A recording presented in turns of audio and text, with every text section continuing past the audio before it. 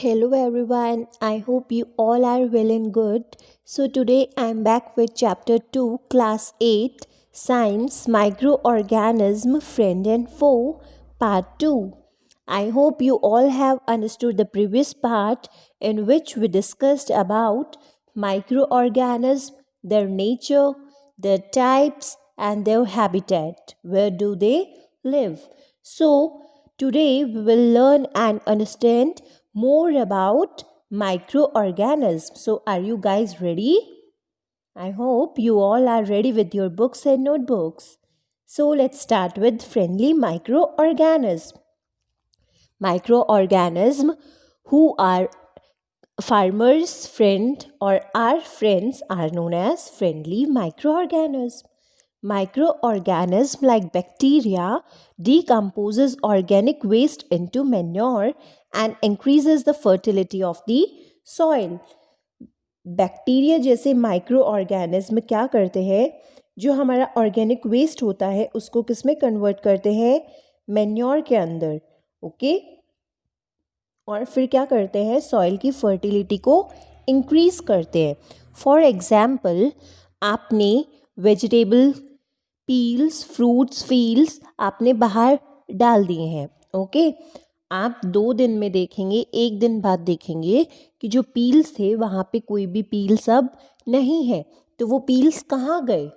They are decomposed by the bacteria. Bacteria ने उनको क्या कर दिया है, डीकम्पोज कर दिया है, और डीकम्पोज करके उन्होंने क्या बना दिया, मैन्योर बना दिया है. और that manure will help in increasing the fertility of soil. Okay, micro organism help in fixing atmospheric nitrogen. कुछ माइक्रो ऑर्गेनिज्म जो होते हैं वो हमारे एटमॉस्फेयर में जो नाइट्रोजन प्रेजेंट होती है उसको नाइट्रोजन कंपाउंड्स के अंदर फिक्स करते हैं सॉइल के अंदर. Okay, and increases the fertility of the soil. Micro organism are used for making curd from milk, for making cheese, pickles, bread, cakes, pastries, alcohol, wine, vinegar, etc. आपने देखा होगा milk से curd में formation होते हुए, तो वो कैसे होता है? There are many micro organism present in the curd. जब मिल्क कर्ड में कन्वर्ट होगा तो मिल्क के अंदर बहुत सारे माइक्रो ऑर्गेनिज्म ग्रो करेंगे, क्योंकि हमने पहले उसके अंदर क्या डाला है, थोड़ा कर्ड डाला है. ओके, और फिर क्या होगा, उस मिल्क के अंदर बहुत सारे माइक्रो ऑर्गेनिज्म ग्रो करेंगे and they will form that milk into curd. Okay, micro organism are used for making medicines also. Okay, दवाइयाँ बनाने के काम भी आते हैं micro organism. The micro organism Yeast is used for commercial production of alcohol and wine. Yeast एक micro organism है जो कि एल्कोहल और वाइन को प्रोड्यूस करने में हेल्प करता है. For the large scale use of east it is grown on natural sugars. Natural sugars में ग्रो किया जाता है, present in grains like wheat, barley, rice. Okay, the process of conversion of sugar, sugar का alcohol में convert होना with the help of yeast is known as fermentation. ये 1 marks या 2 marks में आपसे क्वेश्चन पूछा जाता है आपके एग्जाम में. ओके, और the bacterium lactobacillus helps in the formation of curd. Milk से कर्ड फॉर्म होने के लिए कौन सा बैक्टीरिया हेल्प करता है? That is lactobacillus. Lacto means milk, bacillus is a type of bacteria. Okay,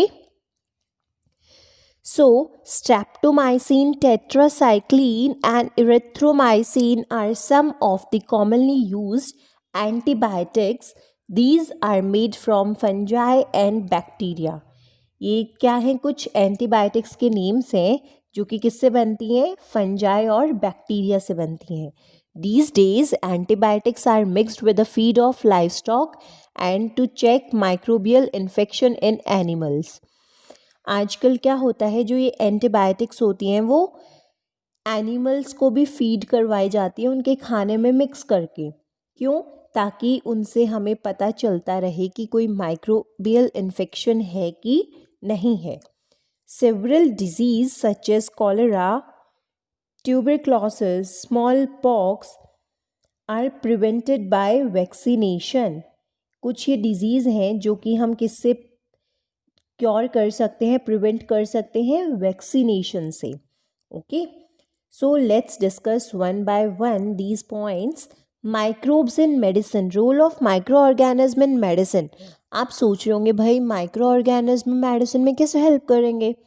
so my dear friends, let me clear you that antibiotics are made from bacteria and fungi. और bacteria और fungi क्या है? Micro organism है. Okay, तो microbes का बहुत ज़्यादा important role है मेडिसिन्स में भी. तो इनसे क्या बनती है? एंटीबायोटिक्स बनती हैं. The first antibiotic was penicillin. ये भी 1 मार्क्स में पूछा जाता है. और पेनिसिलिन को डिस्कवर किसने किया था? सर अलेक्जेंडर फ्लेमिंग ने. Streptomycin, tetracycline, ampicillin and erythromycin are other commonly used antibiotics. ये कुछ आप एंटीबायोटिक्स के नाम लर्न कर लीजिए ताकि अगर आप कोई डेफिनेशन देते हैं तो आप उसको एग्जाम्पल्स के तौर पे समझा सकते हैं. Okay, different bacteria and fungi produce different classes of antibiotics. Different bacteria और फंजाई अलग अलग एंटीबायोटिक की क्लासेस को प्रोड्यूस करते हैं. Antibiotics are also beneficial to animals and plants. Antibiotics सिर्फ ह्यूमन बींग्स के लिए ही यूज़फुल नहीं होते बल्कि एनिमल्स और प्लांट्स के लिए भी बेनिफिशियल होती हैं. They may be spread on fields to prevent infections on plants or mixed with the food to protect livestock. Sorry my dear friends, ये क्लियर नहीं है, so I will give you in my notes. Okay, तो क्या होता है? Antibiotics को crops पे spray किया जाता है ताकि उनमें कोई इन्फेक्शन ना हो और लाइव स्टॉक जो पोल्ट्री वगैरह होते हैं उनके खाने में हम क्या मिक्स कर देते हैं? एंटीबायोटिक मिक्स कर देते हैं ताकि इन्फेक्शन को हम प्रोटेक्ट कर सके, एनिमल्स को हम इन्फेक्शन से प्रोटेक्ट कर सके. Now production of vaccine. Vaccine कैसे बनाई जाती है और वैक्सीन क्या करती है एक्चुअल में? WBCs यानी white blood cells present in our blood produce antibodies to fight against disease causing microbes और antigens. हमारे ब्लड के अंदर क्या प्रेजेंट होते हैं? WBCs प्रेजेंट होते हैं. और WBC का फंक्शन क्या होता है? डिफेंस का. वो हमारी बॉडी को प्रोटेक्ट करते हैं. किससे? बाहर के जो भी फॉरेन पार्टिकल्स होते हैं, पैथोजेंस होते हैं. पैथोजेंस यानी वो ऑर्गेनिज्म जो डिजीज़ कॉज करते हैं, उनसे प्रोटेक्ट कौन करता है हमें? WBCs. And WBCs are present in our blood. और वो क्या प्रोड्यूस करती हैं? WBCs produce antibodies. एंटीबॉडीज़ क्या करेंगी? डिजीज़ के अगेंस्ट फाइट करेंगी. ओके, जो भी डिजीज़ कॉजिंग माइक्रोब्स हैं यानी पैथोजेंस हैं या एंटीजेंस हैं उनसे क्या करेंगी? फाइट करेंगी. हम आपको हमारी बॉडी में नहीं आने देंगे. ये कौन बोलेगा? WBCs. ओके, क्योंकि WBCs का फंक्शन क्या है? प्रोटेक्शन का. Each antibody can fight only a specific antigen.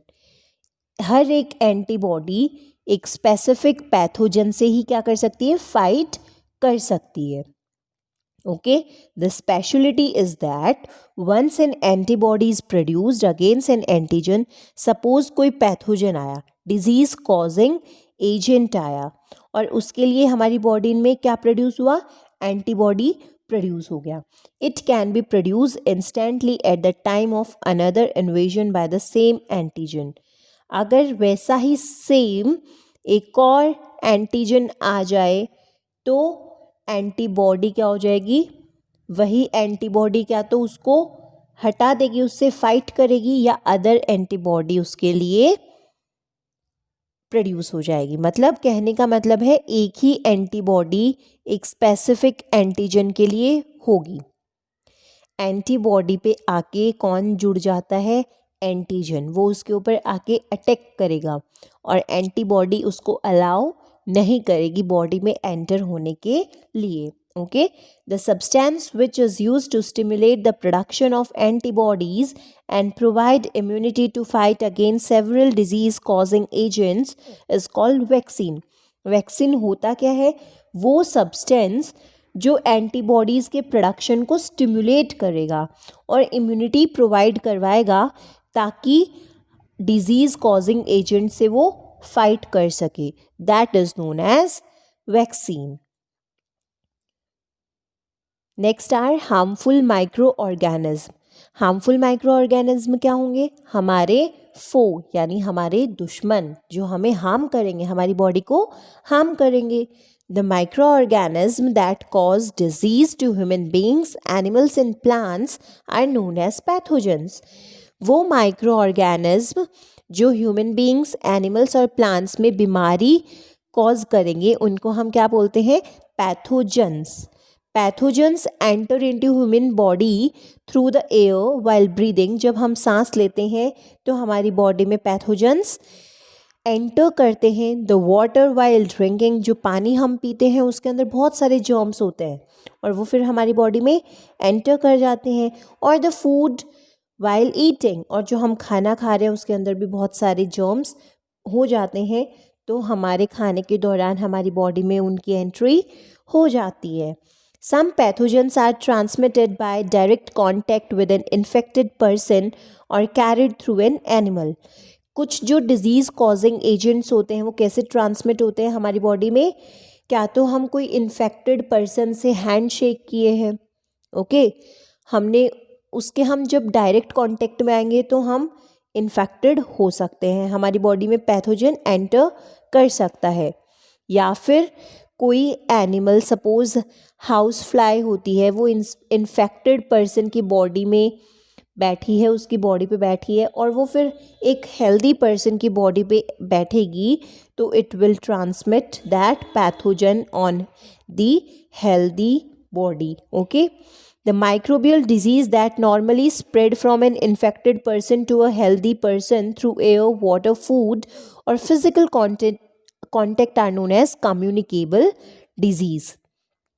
Communicable disease कौन से डिजीज़ होंगे, वो माइक्रोबियल डिजीज़ यानी वो डिजीज़ जो कि इन्फेक्टेड पर्सन से स्प्रेड होंगे हेल्दी पर्सन में. किसके through, by air, by water, food और फिजिकल कांटेक्ट. उन डिजीज़ को हम बोलेंगे कम्युनिकेबल डिजीज़. एग्जाम्पल कौन होंगे इसके, cholera, common cold, chicken pox, tuberculosis, etc. Again, it has been hidden. My dear friend, it is tuberculosis. Female Anopheles mosquito carries the parasite of malaria. जो female Anopheles होती है mosquito, वो एक malaria का parasite carry करती है. Okay, female aedes mosquito carries the parasite of dengue.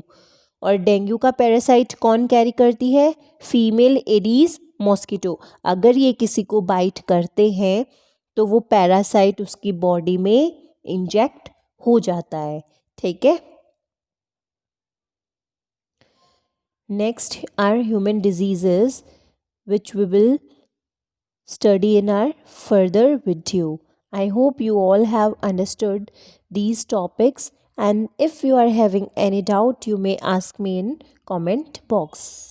Thank you very much.